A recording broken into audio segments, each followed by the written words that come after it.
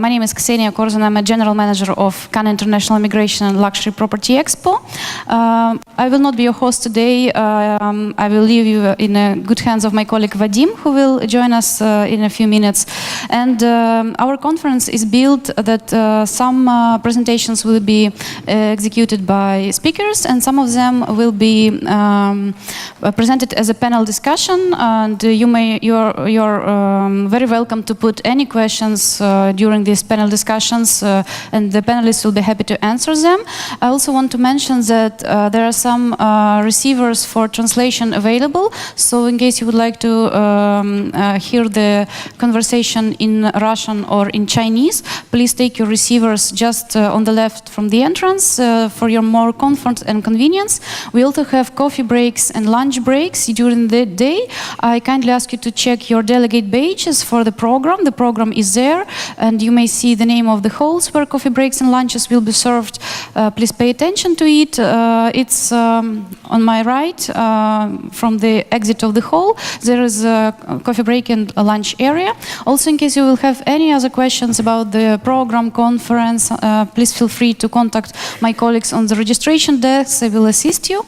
A few words about us for those who just joined us. International Immigration and Luxury Property Expo, the series of international events, exhibitions and conferences that have been held around the world, and including Mumbai, Shanghai, Moscow. So I know that we have visitors from these countries. So we constantly organizing exhibitions in these countries, and you're very welcome to join us. And we also encourage you to take advantage of our IELP concierge service that helps investors from around the world select among the many immigration programs, jurisdictions, investment properties, and we provide advice regarding opening bank accounts and company information services overseas. Please find more information about our concierge service also in your delegate bags, and contact us for any additional information. Today's conference is focused on immigration investor programs offered by different countries, including different criteria, terms of application, general legal requirements, and recent legislative change. I'm sure you will find this information helpful and valuable. Now I'm delighted to introduce our first speakers, Irina Curbelo and Dominic Volec of Henley Partners. Irina, Dominic, the floor is yours. Please join us.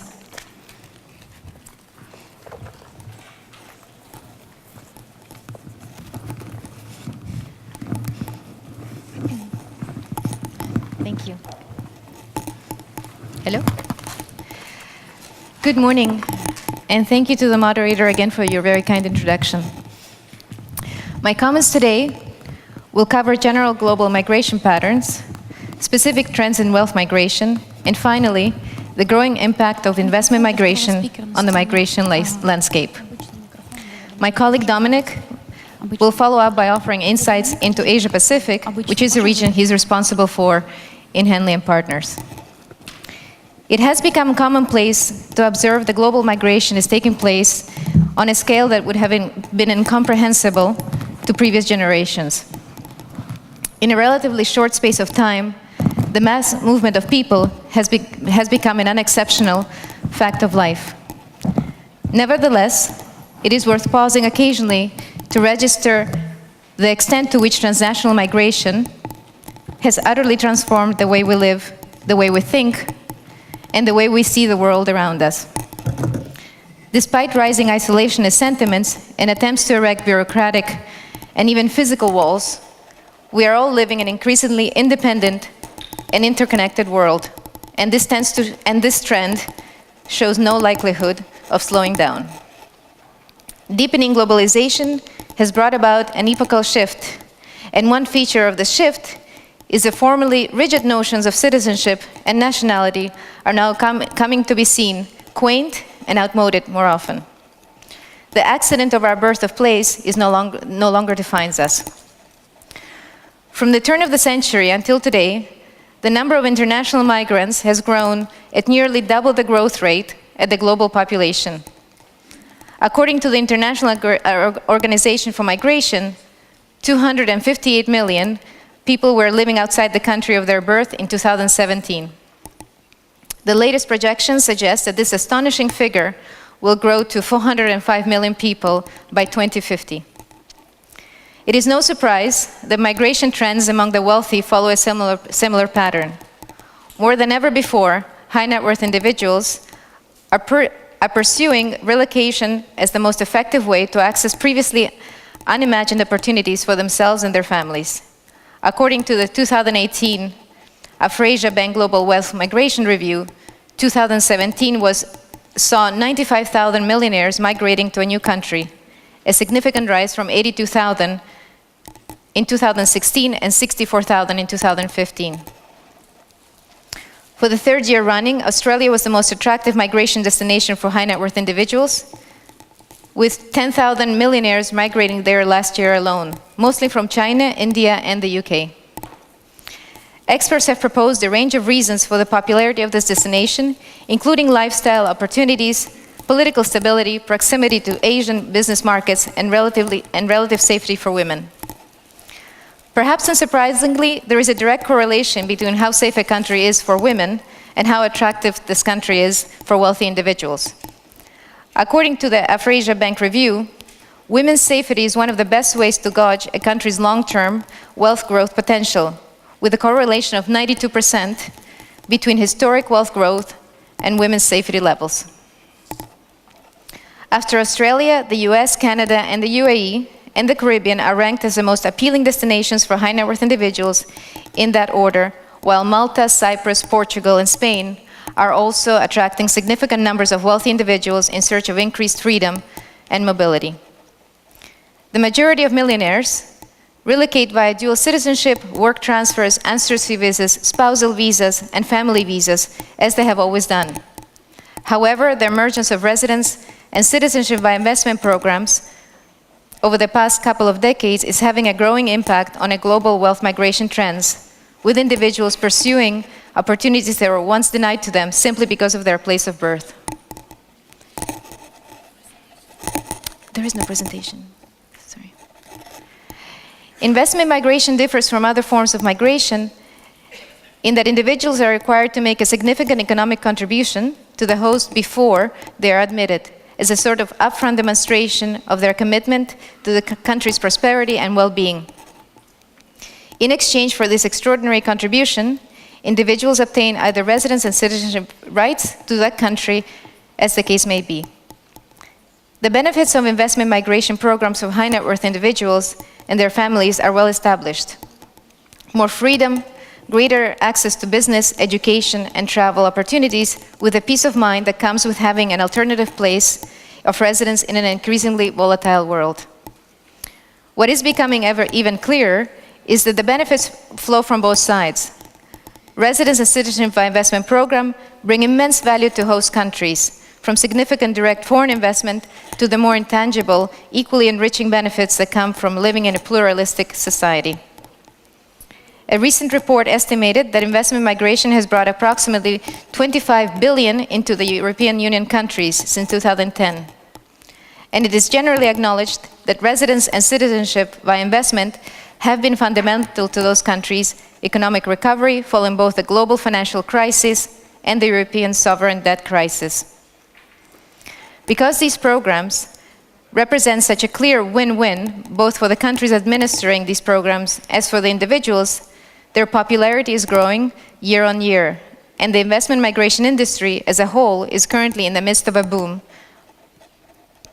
This year has seen the launch of two exciting new citizenship by investment programs in Montenegro and in Moldova, with both countries offering the prospect of European citizenship at a very attractive price point.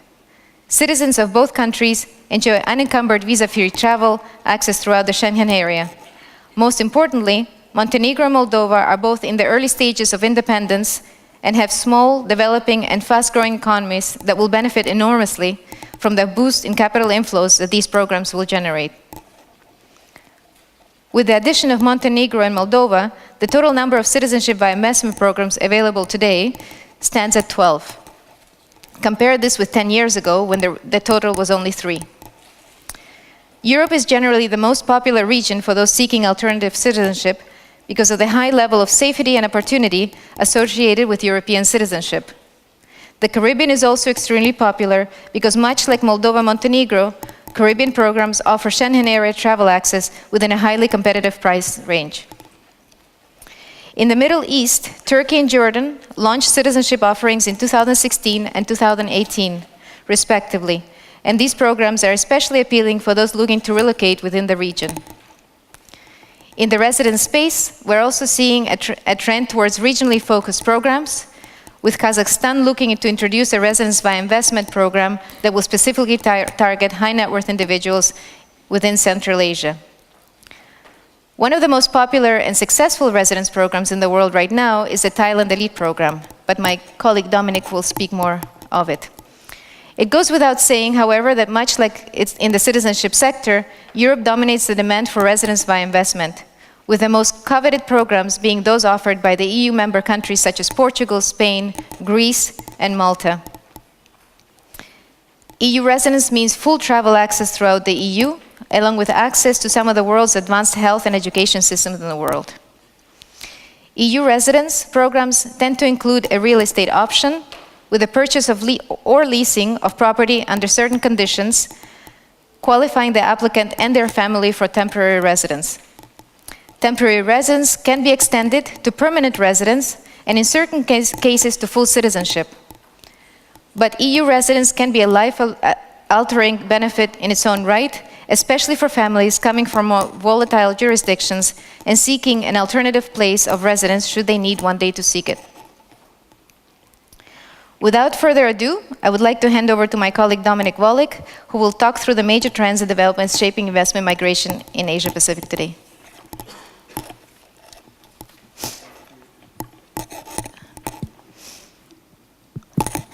Thank you, Irina. Good morning, ladies and gentlemen. It's a pleasure to be here in Cannes today in the cooler weather outside. I have been based in Singapore for the last 4 years, where it is a lot hotter and a lot more humid. I thought I would just quickly briefly introduce Henley Partners, as I'm sure some of you in the room have not come across our firm.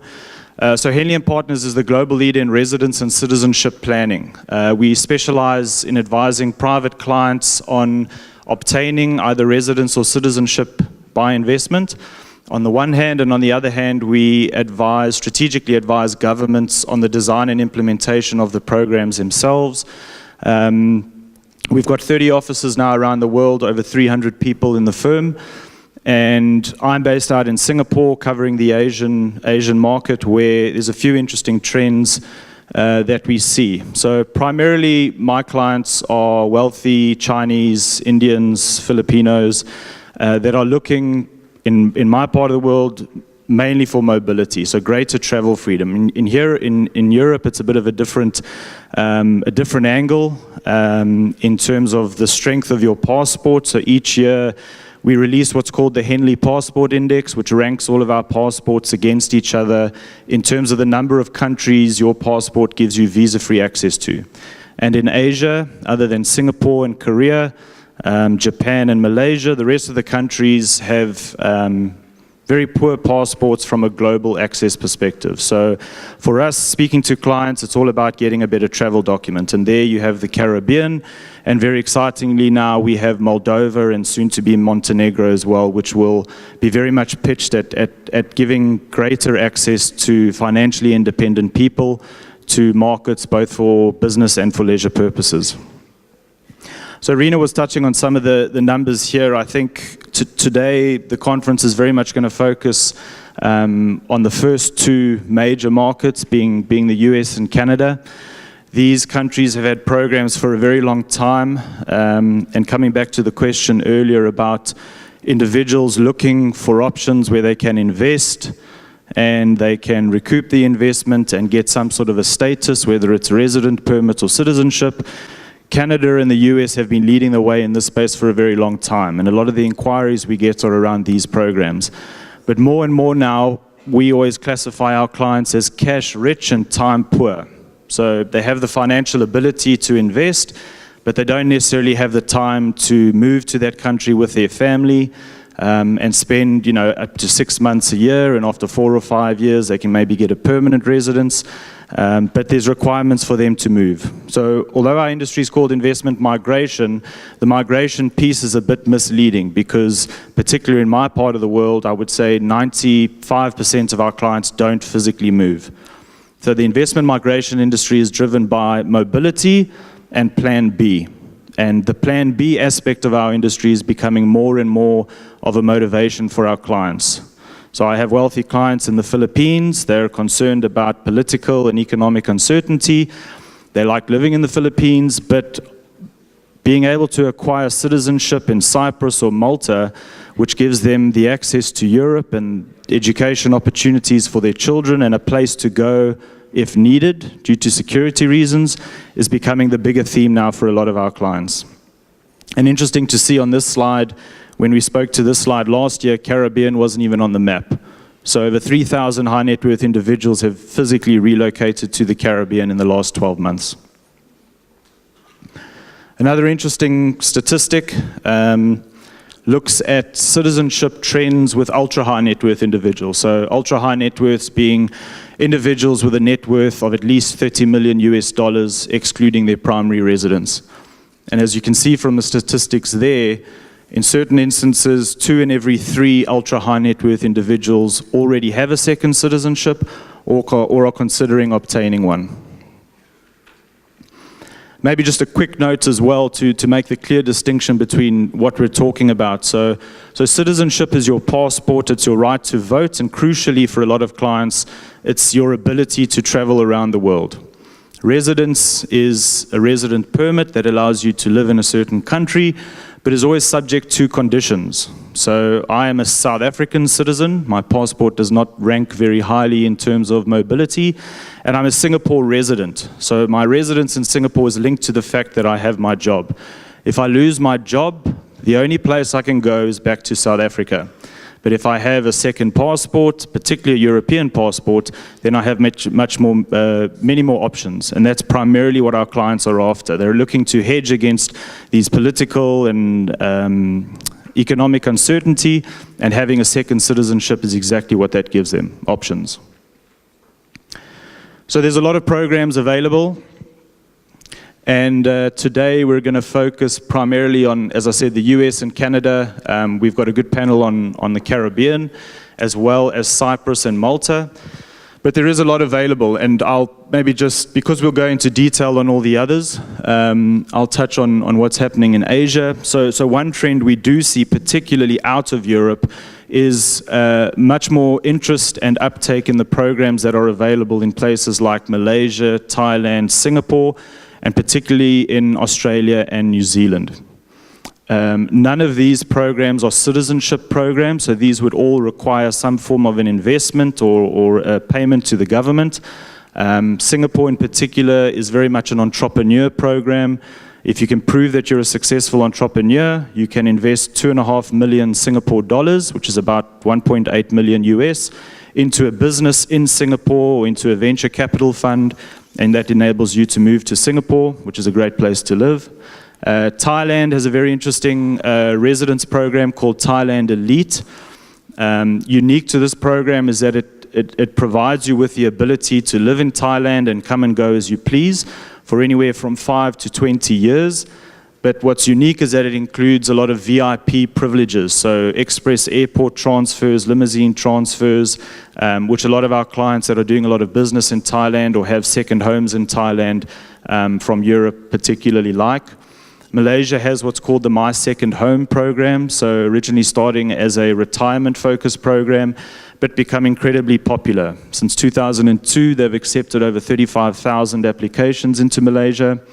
And moving further south in Australia, we have very many visa options, but primarily on the investment side, the two most popular are the investor visa, which is a 1.5 million Australian dollar investment into a state government bond. But again, you are required to spend at least 2 out of 4 years in Australia, and after 4 years, you can become a permanent resident. What most of our clients do in Australia, coming back to the cash-rich, time-poor concept, is they have what's called the significant investor visa. So if you're willing to invest $5 million into Australia, then you only have to spend 40 days a year there over 4 years to become a permanent resident. New Zealand has similar programs pitched at 3 and 10 million New Zealand dollars. And I think sort of the final comment on this is, particularly from a European perspective, is Australia and New Zealand used to be seen as a negative, the fact that they were so far away from everything. But of course, with security threats and everything going on in the world, this is now very much an advantage, and particularly for a lot of our ultra-high net worth families that Irina advises here in Europe, this is seen as the ideal plan B. We had one client who invested 10 million into New Zealand, into a farm which is completely self-sustaining, so that if everything goes backwards, he can literally move to his farm as far away from everything else and be completely self-sufficient from electricity, food and water perspective. So lots of reasons why people come to us. And as I said, there's lots of programs on this slide. We're all around for the next couple of days, so please do, if you have any questions on any of these, come and grab any of us and we'd be happy to chat. Thank you.